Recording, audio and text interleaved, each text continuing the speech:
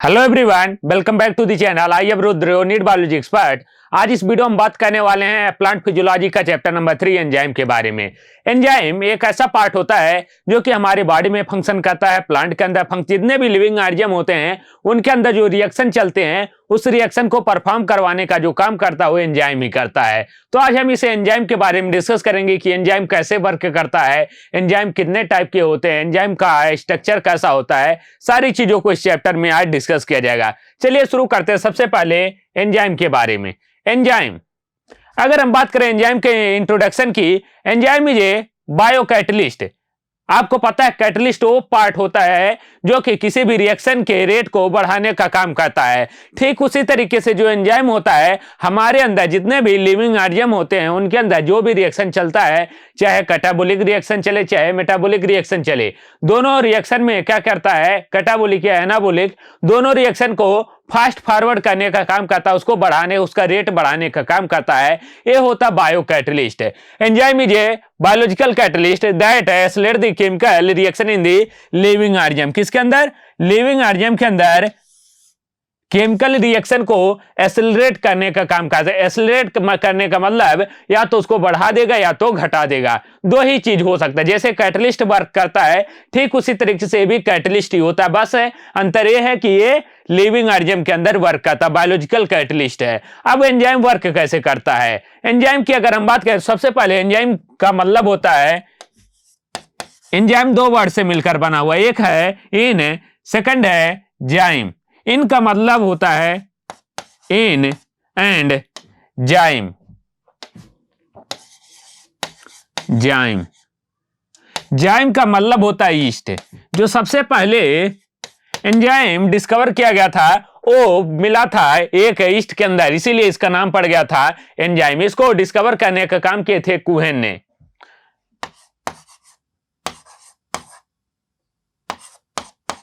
कुहेन ने सबसे पहले एंजाइम टर्म दिया था। एंजाइम का मतलब क्या हुआ? इन्हें जाइम का मतलब ईस्ट है। तो एंजाइम में अगर हम बात करें तो एंजाइम क्या होता है? एक बायो कैटलिस्ट होता है जो कि लिविंग ऑर्गेनिज्म के अंदर पाया जाता है, उनके रेट ऑफ रिएक्शन को एक्सेलरेट करने का काम करता है। एंजाइम की अगर हम हिस्ट्री की बात करें तो सबसे पहला डिस्कवर्ड एंजाइम जो था उसको बुचनर ने डिस्कवर किया था, उसका नाम था zymase enzyme. Zymase enzyme is the first discovered enzyme discovered by the Buchner. वहीं अगर हम बात करें सबसे पहले आइसोलेटेड एंजाइम कौन था? डिस्कवरी और आइसोलेशन दोनों अलग टर्म है। डिस्कवरी का मतलब पता लगाया कि एंजाइम कौन सा है, तो सबसे पहले जाइमेज एंजाइम को पता लगाया था बुचनर ने, लेकिन उसको बाहर निकालने का जो काम किए थे वो किया था यूरिएज एंजाइम को। यूरिएज फ्रॉम द लोबिया plant by the summer. Summer ने लोबिया प्लांट से यूरिएज एंजाइम को आइसोलेट किया था या बाहर निकाला था। तो दोनों ही बातें याद रखना, फर्स्टली डिस्कवर्ड जाइमेज एंजाइम, या फिर अगर हम बात करें तो फर्स्टली आइसोलेटेड तो कौन सा एंजाइम हो जाएगा? यूरिएज एंजाइम हो गया। ये है हिस्ट्री या फिर introduction of enzyme. Next is chemical which enzyme act called substrate. अब एंजाइम अकेले तो काम करेगा नहीं, एंजाइम किसी ना किसी केमिकल के ऊपर एक्ट करता है। अब ये जिस केमिकल के ऊपर एक्ट करता है उस केमिकल का नाम होता है सबस्ट्रेट। जैसे एंजाइम, एक एंजाइम है, एंजाइम, एंजाइम को हमेशा हम इस तरीके से इसे रिप्रेजेंट करेंगे, ये एक्ट करेगा एक केमिकल के ऊपर, उस केमिकल का नाम है सबस्ट्रेट। सबस्ट्रेट को हम इस तरीके से रिप्रेजेंट करेंगे। यहां से एंजाइम और सबस्ट्रेट मिलेंगे और बनाएंगे enzyme substrate complex. Enzyme substrate complex. अब एंजाइम सबस्ट्रेट कॉम्प्लेक्स जो है एक कन्वर्ट हो जाएगा एंजाइम प्रोडक्ट कॉम्प्लेक्स में। Enzyme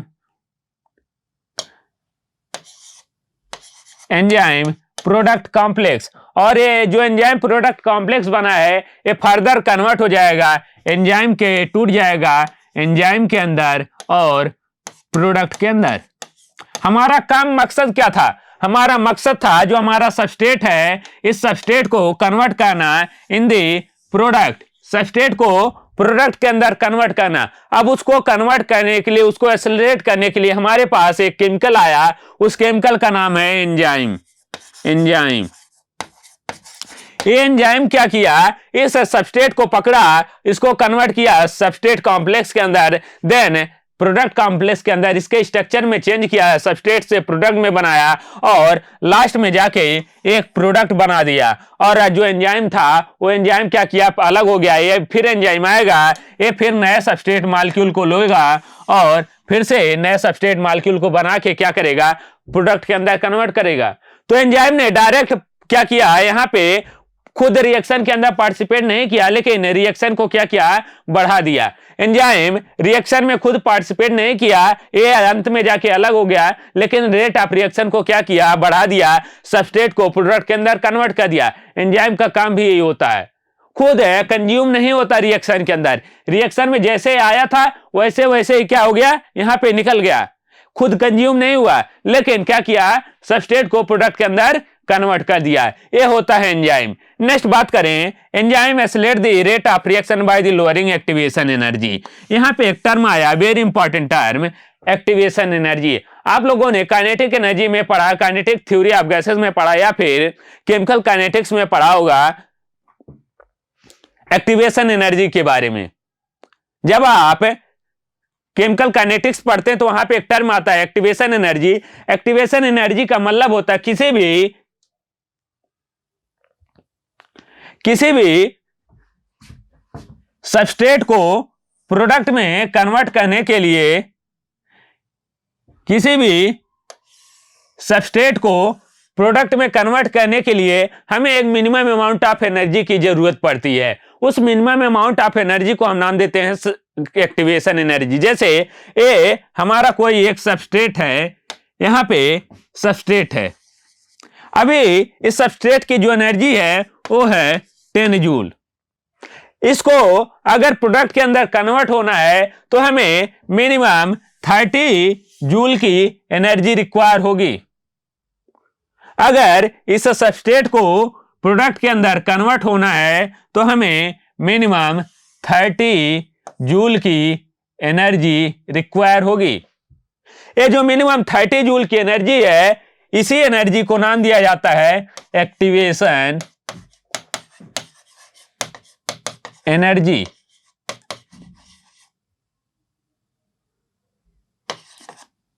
activation energy. अगर इस मॉलिक्यूल के पास ये सबस्ट्रेट, हमारा substrate, this is the substrate, और ये कन्वर्ट हो गया किसमें, अब प्रोडक्ट के अंदर। प्रोडक्ट क्यों, क्योंकि एक जो बैरियर था, एक दीवार थी, उस दीवार को नागने के लिए, पार करने के लिए जो मिनिमम अमाउंट ऑफ एनर्जी है वो क्या है, 30 जूल। 30 जूल, और 30 जूल ही क्या कहलाएगा, एक्टिवेशन एनर्जी। तो मिनिमम हम कितना एनर्जी दे दें ताकि ये जो दीवार है उसको पार करके जो सबस्ट्रेट है वो प्रोडक्ट के अंदर कन्वर्ट हो जाए। अब यहां पे जो हमारा एंजाइम है वो काम क्या करता है, समझें। एंजाइम वर्क कैसे करता है, ये है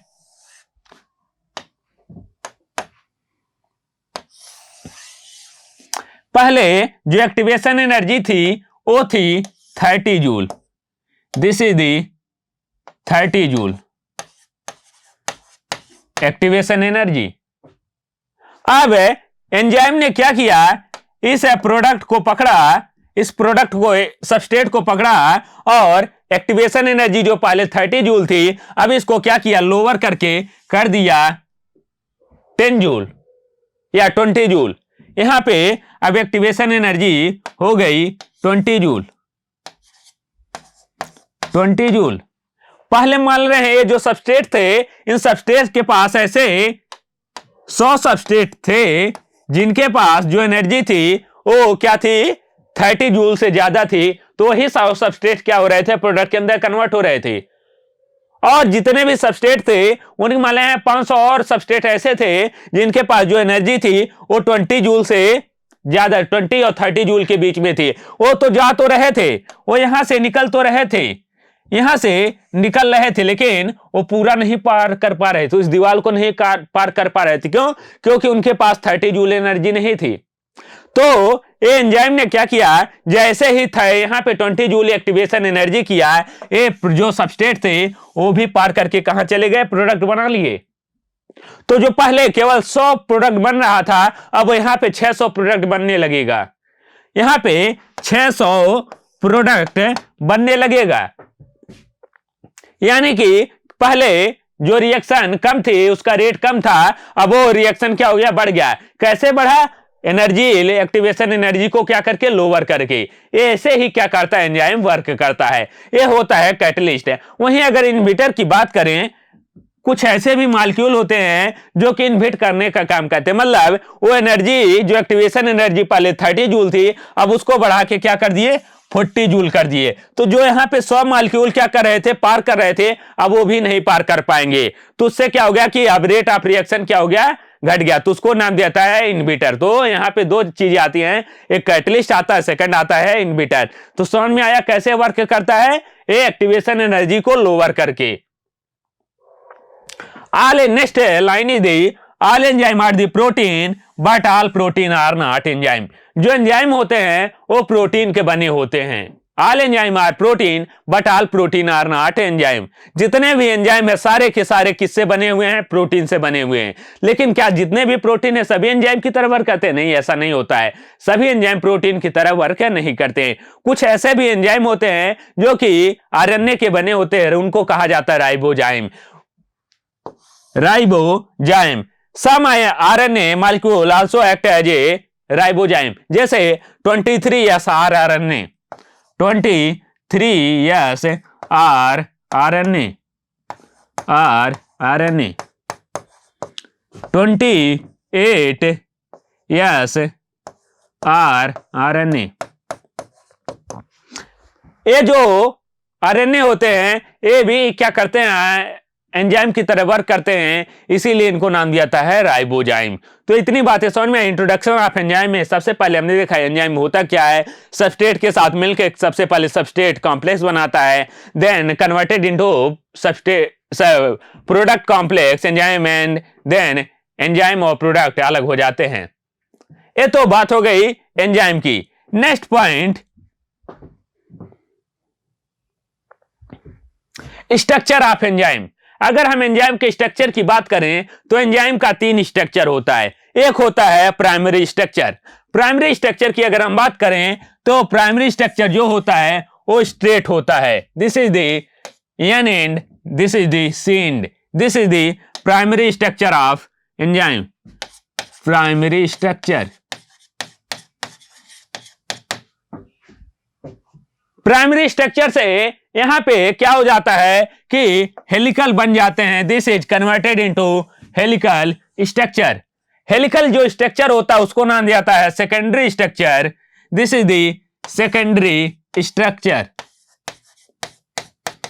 this is the C end and N end. 2 end होते हैं किसी भी एंजाइम के, एक सी एंड एक एन एंड। अब ये जो हेलिकल बना है, अब ये हेलिकल क्या होता है, फोल्ड होने लगता है। फोल्ड होने के बाद एक ग्लोबुलर स्ट्रक्चर बना लेता है।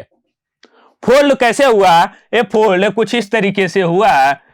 ये यहां पे फोल्ड होने के बाद कुछ इस तरीके से बन गया। यहां पे जब फोल्ड हुआ तो एक एक्टिव साइट का फॉर्मेशन हुआ। This is the active site. Active site. अब ये जो एक्टिव साइट है, एक्टिव साइट पे ही क्या होता है, यहीं पे आके सबस्ट्रेट हमारा बाइंड होता है। तो ये है tertiary structure of tertiary structure.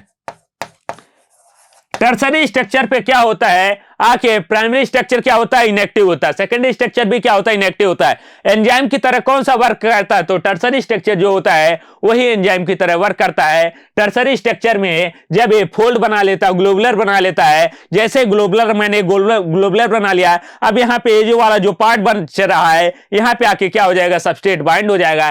ठीक उसी तरीके से यहाँ पे प्रोटीन जो हमारा एंजाइम बनता है, एंजाइम में भी एक एक्टिव साइट बनता है और उसी एक्टिव साइट पे आके क्या होता है, सबस्ट्रेट बाइंड होता है और सबस्ट्रेट कॉम्प्लेक्स का फॉर्मेशन करता है।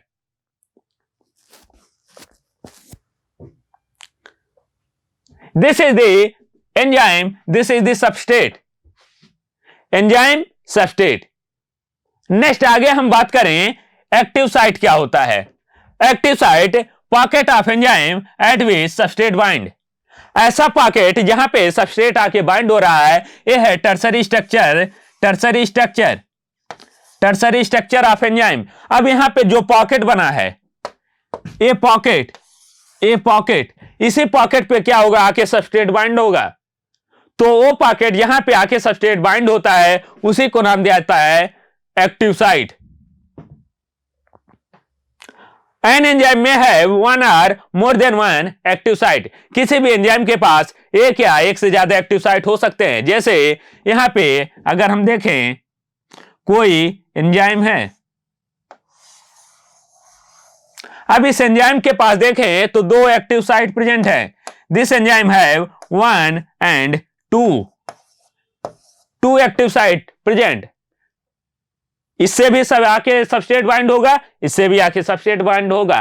तो किसी भी एंजाइम में या तो एक हो सकते हैं या फिर एक से ज्यादा भी एक्टिव साइट है प्रेजेंट हो सकते हैं, डिपेंड ऑन कि किस तरह का एंजाइम है। Next one, structure of enzyme में एंजाइम वर्क कैसे करता है। Very important part, very very important part. हर साल इस पार्ट से क्वेश्चन आते हैं। एंजाइम को वर्क करने का दो तरीका होता है, डिपेंड ऑन कि किस तरीके का एंजाइम है। फर्स्ट वन है दी कीलॉक हाइपोथेसिस। कीलॉक हाइपोथेसिस में एंजाइम और जो सबस्ट्रेट होता है ये ताला चाबी की तरह वर्क करते हैं। जैसे यहां पे एक ताला है और एक चाबी है। ताला चाबी कैसे खुलते हैं? जब जो लॉक है उसी के अकॉर्डिंग जो उसका पार्ट है यानी कि आके उसमें फिट होता है, तभी जो यहां पे ताला है या तो खुलता है या तो बंद होता है। एंजाइम भी ठीक उसी तरीके से काम करता है। जैसे एंजाइम में ये कोई एंजाइम है,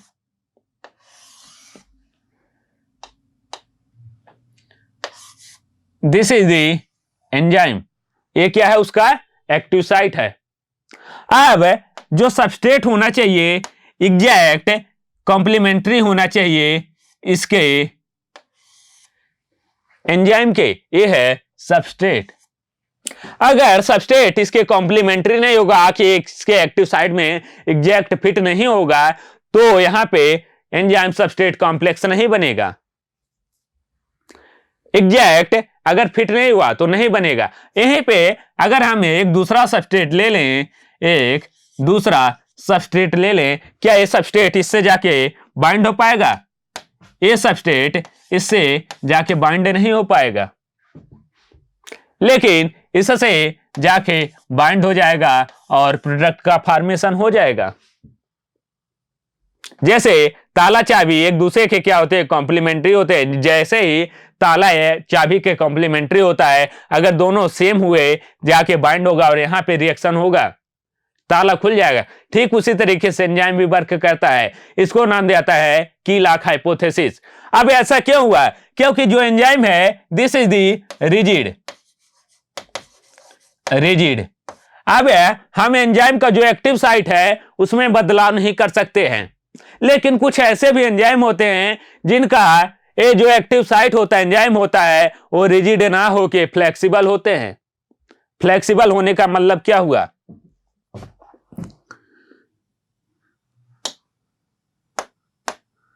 यहां पे ए है enzyme, this is the flexible, flexible. अब एंजाइम है, अब यहां पे एक सबस्ट्रेट आया, सबस्ट्रेट कुछ इस तरीके से था, सबस्ट्रेट कुछ इस तरीके से था। अब एंजाइम क्या करेगा? अब एंजाइम इस सबस्ट्रेट को देखकर इसके अंदर इंडक्शन होगा, इसके अंदर बदलाव होगा, और बदलाव होने के बाद कुछ अपना स्ट्रक्चर इस तरीके से चेंज कर लेगा।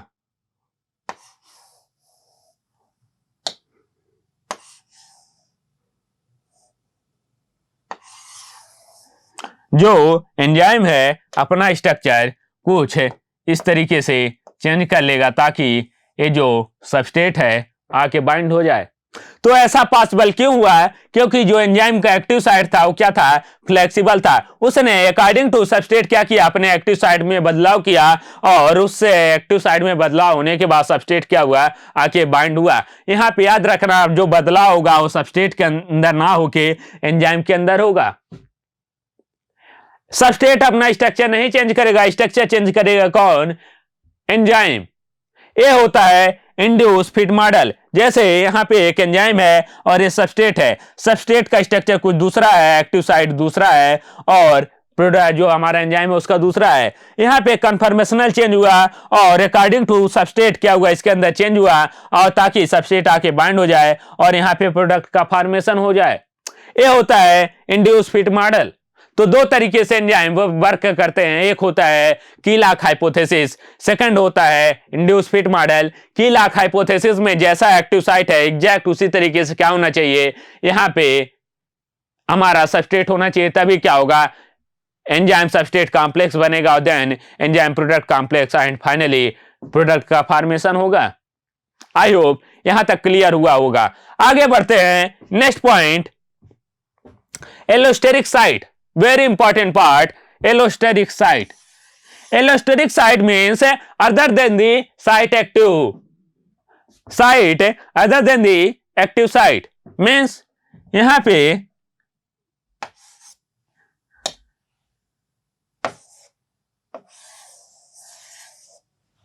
ये है हमारा active, this is the active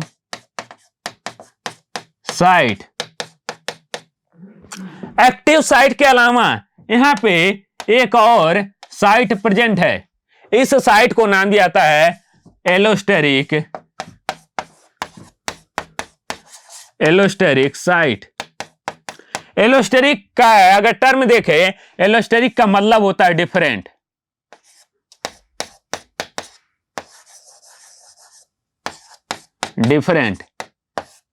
different site. अब एलोस्टेरिक साइट होगा क्या? इसका काम क्या है? यहां पे हो सकता है कोई केमिकल आके बाइंड हो जाए जो क्या करे? इस एक्टिव साइट को ही ब्लॉक कर दे, एक्टिव साइट पे इसके अंदर चेंज कर दे ताकि यहां पे कोई सबस्ट्रेट ना आके बाइंड हो पाए।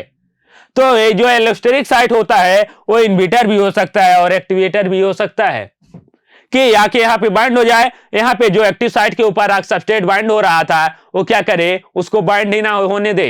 ये होता है इनहिबिटर है एलोस्टेरिक साइट। एग्जाम्पल की बात करें, पीएफ के, याद रखना very important point. Example allosteric site के एग्जाम्पल पीएफ के, hexokinase,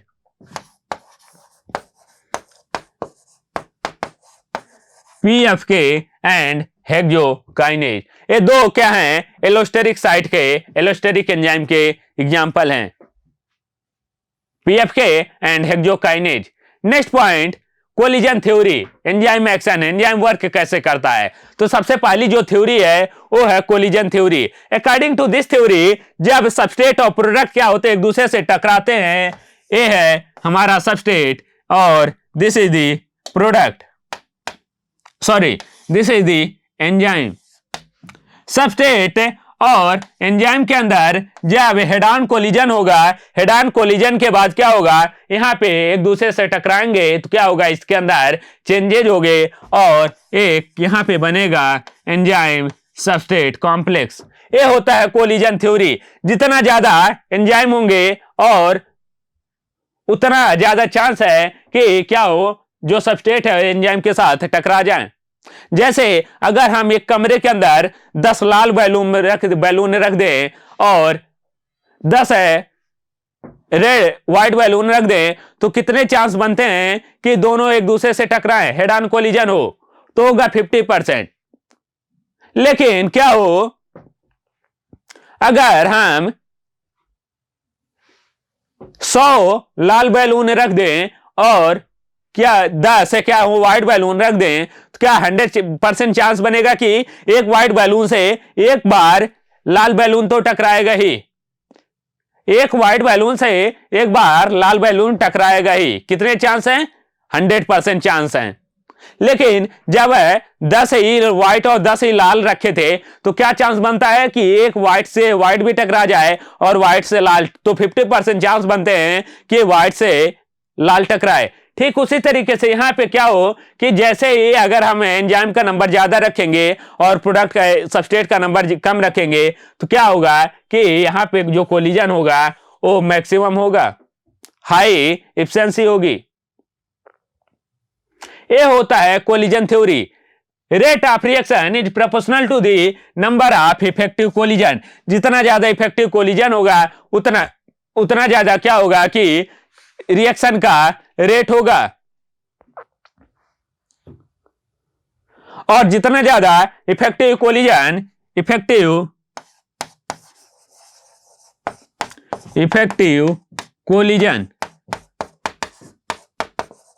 is formation of product. Effective collision means formation of product. जितना ज्यादा इफेक्टिव कोलिजन होगा उतना ज्यादा क्या होगा, प्रोडक्ट का फॉर्मेशन होगा। This is the enzyme action. Enzyme action. Next point, effectiveness of enzyme या फिर कैटालिटिक पावर। कैटालिटिक पावर को चेक करने के लिए, एंजाइम के पावर को चेक करने के लिए दो टर्म आते हैं। एक आता है के कैटालिक या फिर कैटालिस्ट कांस्टेंट, या फिर इसी को नाम दिया था टर्नओवर नंबर। नेक्स्ट आता है Km या फिर इसको नाम दिया था बाइंडिंग एफिशिएंसी। अगर हम बात करें टर्नओवर नंबर की, the number of substrate converted into product per unit time is called turnover number. 1 minute के अंदर कितने प्रोडक्ट सबस्ट्रेट क्या हो रहे हैं, प्रोडक्ट के अंदर कन्वर्ट हो जा रहे हैं, वो उस एंजाइम का क्या कहलाता है, टर्नओवर नंबर। जैसे यहां पे अगर हम बात करें कार्बनिक एनहाइड्रेज, ये 1 मिनट के अंदर 360 लाख सबस्ट्रेट को प्रोडक्ट के अंदर कन्वर्ट कर देता है। ये है इसका टर्नओवर नंबर। वहीं अगर हम बात करें कैटलेज की तो ये 50 लाख सबस्ट्रेट को प्रोडक्ट के अंदर कन्वर्ट कर देता पर मिनट। वहीं अगर हम बात करें लाइसोजाइम की तो जो लाइसोजाइम होता है ये 30 सबस्ट्रेट को केवल प्रोडक्ट के अंदर कन्वर्ट कर पाता है। तो कितना एंजाइम पावरफुल होगा वो डिपेंड करेगा कि उसका Km नंबर कितना है, उसका टर्नओवर नंबर कितना है। जितना ज्यादा उसका टर्नओवर नंबर होगा उतना ज्यादा वो पावरफुल एंजाइम होगा। इसमें तीनों में अगर बात करें तो इसका क्या है, टर्नओवर नंबर सबसे ज्यादा है, यानी कि ये सबसे पावरफुल एंजाइम है। Next is Km। Km को ऐसा समझे, यहां पे एक कोई एंजाइम है,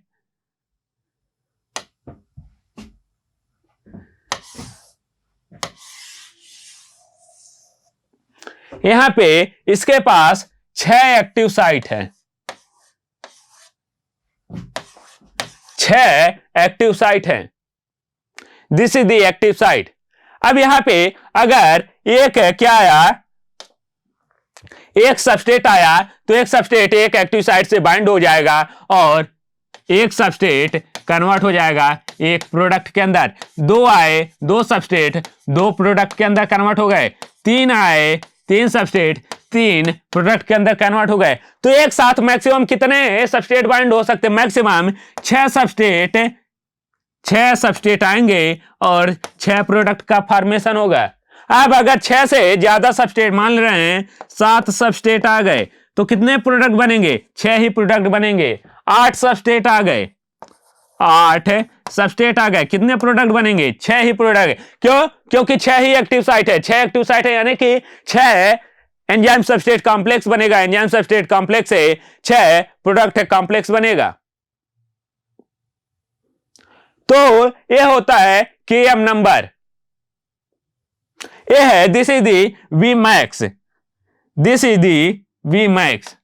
अब इससे ज्यादा हम प्रोडक्ट नहीं बना सकते। वी मैक्स, वी मैक्स, जितना Km नंबर है उतना ही उसका क्या होगा, वी मैक्स होगा। अब ये जितना तेजी से क्या होगा, यहां से सबस्ट्रेट प्रोडक्ट के अंदर कन्वर्ट होता जाएगा, उतनी तेजी से एक्टिव साइट खाली होती जाएंगी और नए प्रोडक्ट का फॉर्मेशन होगा। तो Km is inversely proportional to 1 upon binding efficiency, 1 upon binding efficiency, मतलब कि जितना तेजी से ये बाइंड होके टूटेगा उतनी तेजी से क्या होगा, नया सबस्ट्रेट आगे बाइंड होगा और क्या होगा, नए प्रोडक्ट का फॉर्मेशन होगा। तो यहां से हम क्या कह सकते हैं, quality of enzyme, quality of enzyme, कोई एंजाइम कितना अच्छा है, कितना पावरफुल है, वो डिपेंड करेगा कि उसका के कैटालिटिक पावर यानी कि टर्नओवर कितना ज्यादा है एंड उसकी बाइंडिंग इफिशियंसी कितनी कम है। Km, के कैट अपॉन Km, ये होता है क्वालिटी ऑफ एंजाइम या फिर power of enzyme. Next point, यहां पे 3 कंडीशन दिए हुए हैं कि अगर 3 है, यहां पे फर्स्ट कंडीशन में 10 एंजाइम है, 10 प्रोडक्ट है, तो क्या बन जाएगा, 10 एंजाइम सबस्ट्रेट कॉम्प्लेक्स बनेगा और यहां पे 10 एंजाइम 10 प्रोडक्ट अलग हो जाएंगे। अगर यहां पे 10 एंजाइम और 10 प्रोडक्ट हैं, यहां पे Km वैल्यू ज्यादा है, तो यहां क्या होगा कि Km वैल्यू ज्यादा यानी कि जो प्रोडक्ट बन रहा है वो बहुत धीरे से बन रहा है, कम समय, ज्यादा समय ले रहा है, यानी कि जो एंजाइम सबस्ट्रेट कॉम्प्लेक्स बनेगा वो 7 ही बनेगा। और यहां पे अगर एंजाइम सबस्ट्रेट कॉम्प्लेक्स 7 बना है तो प्रोडक्ट भी कितने बनेंगे, 7 बनेंगे। तो इस केस में Km ज्यादा होगा और Bmax क्या होगा, सेम होगा, Bmax सेम होगा। लेकिन सेकंड केस में एंजाइम 10 है, प्रोडक्ट है 10 है और यहां पे Km वैल्यू क्या है, सेम है, लेकिन यहां पे एंजाइम सबस्ट्रेट कॉम्प्लेक्स कितना बनेगा, 10 बनेगा और प्रोडक्ट कितना बनेगा, 7 बनेगा। क्यों, क्योंकि Bmax क्या हो गया, यहां पे घट गया। तो ये 3 कंडीशन दिए हुए हैं। यहां पे एक ग्राफ दिया हुआ, इंपॉर्टेंट ग्राफ है। सबसे पहला ग्राफ है रेट ऑफ रिएक्शन, ये नॉर्मल एंजाइम के केस में है। सेकंड जो ग्राफ है वो कॉम्पिटिटिव इनहिबिटर के केस में है और जो थर्ड वाला है वो नॉन कॉम्पिटिटिव इनहिबिटर के केस में है। तो ये ग्राफ याद रखना है कि सबसे ज्यादा किस में रहेगा, नॉर्मल एंजाइम में, लेकिन अगर उससे कोई कॉम्पिटिटिव इनहिबिटर आके बाइंड हो जाएगा तो जो सबस्ट्रेट कंसंट्रेशन है, रेट ऑफ रिएक्शन है, वो क्या हो जाएगी, घट जाएगी।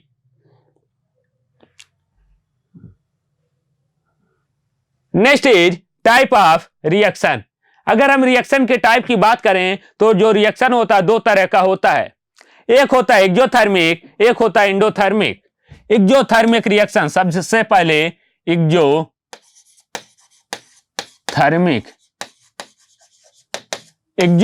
रिएक्शन। एक्सोथर्मिक रिएक्शन ऐसा रिएक्शन जिसमें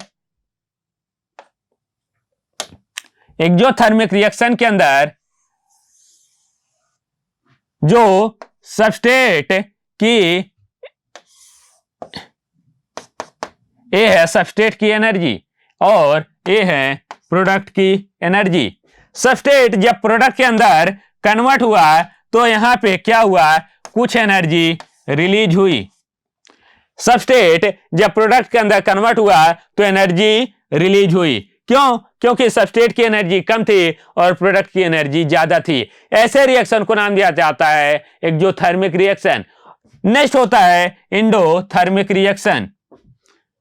next is the endothermic reaction. Endothermic reaction ऐसा रिएक्शन होता है जहां पे जो सबस्ट्रेट की एनर्जी होती है वो ज्यादा होती है, प्रोडक्ट की एनर्जी कम होती है, यानी कि सबस्ट्रेट को प्रोडक्ट में कन्वर्ट करने के लिए हमें बाहर से एनर्जी देने की जरूरत होती है। ये होता है endothermic reaction. Endothermic reaction, endothermic reaction. तो टाइप ऑफ रिएक्शन की बात करें, 2 तरह का रिएक्शन होता है, एक होता है एक्सोथर्मिक, एक होता है एंडोथर्मिक। नेक्स्ट है टेम्परेचर के ऊपर कैसे डिपेंड करता है रिएक्शन। जो एंजाइम होता है वो टेम्परेचर के ऊपर कैसे डिपेंड करता है। जो टेम्परेचर के ऊपर डिपेंडेंसी होती है, अगर टेम्परेचर कम है तो भी एंजाइम का एक्शन स्लो होगा, अगर टेम्परेचर ज्यादा है तो भी क्या होगा, एंजाइम स्लो होगा। यहां पे एक optimum, this is the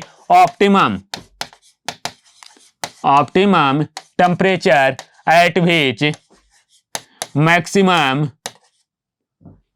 action of enzyme.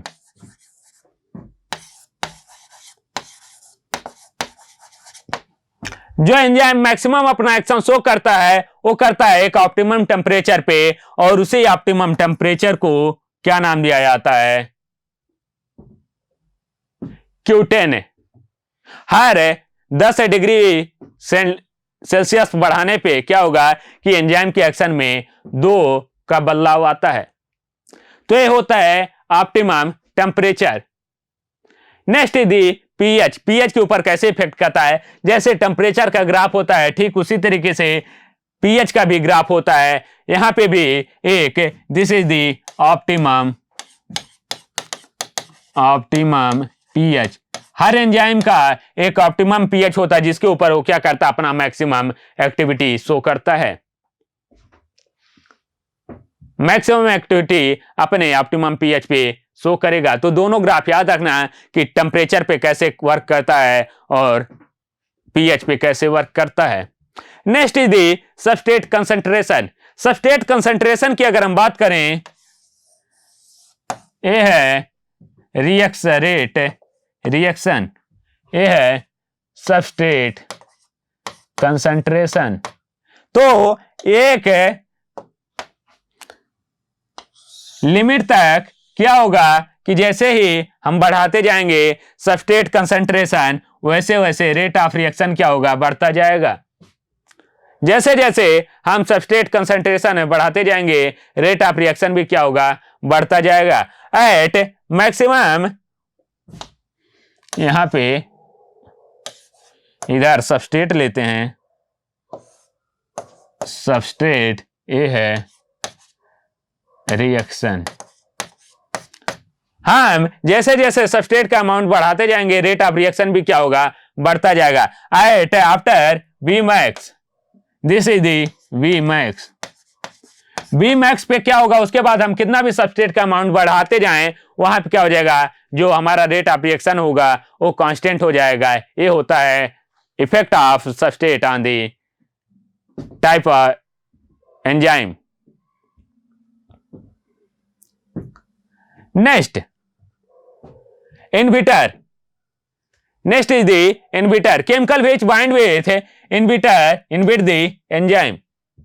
ऐसा केमिकल जो कि एंजाइम के साथ बाइंड होता है और एंजाइम को इनहिबिट कर देता है, उसको नाम देता है इनहिबिटर। जो इनहिबिटर होते हैं दो तरीके का होता है, एक होता है competitive inhibitor. Competitive inhibitor are the substrate analogous.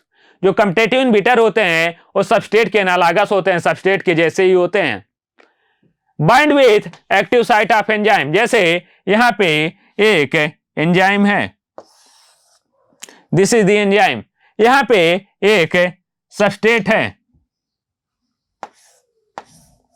ये है सबस्ट्रेट, एग्जैक्ट कैसे, इसके एक्टिव साइट की तरह, और सेम इसी के एनालॉगस एग्जैक्ट इसी की तरह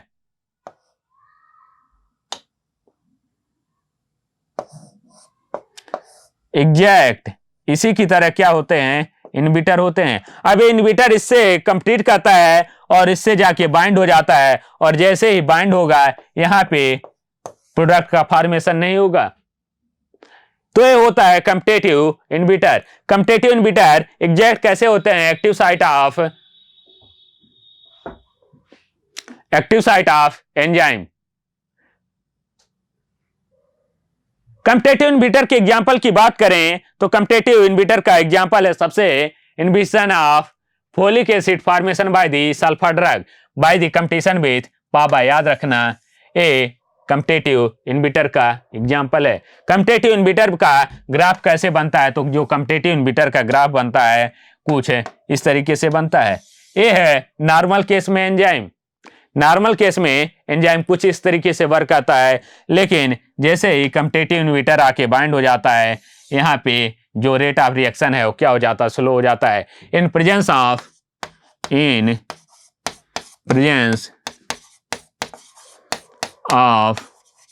inhibitor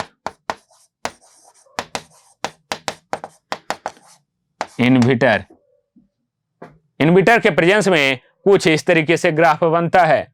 next is non competitive inhibitor inhibit bind with the enzyme at the other than the active site. जो नॉन कॉम्पिटिटिव इनहिबिटर होते हैं वो एक्टिव साइट के अलावा किसी दूसरे साइट पे जाके बाइंड होते हैं और इनहिबिट करने का काम करते हैं। जैसे यहाँ पे एक उसमें भी पहला है इनरिवर्सिबल। इनरिवर्सिबल का मतलब हुआ अगर एक बार बाइंड हो गया तो टूटेगा नहीं। जैसे inhibition bind with the sulphydryl SH group destroy the permanently. यहां पे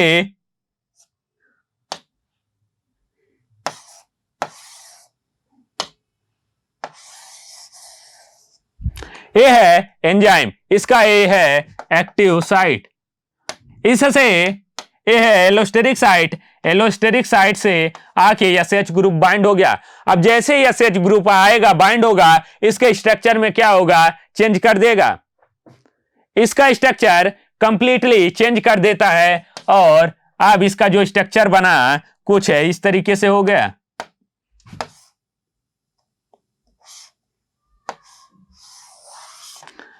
इसका स्ट्रक्चर अब कुछ इस तरीके से बन गया।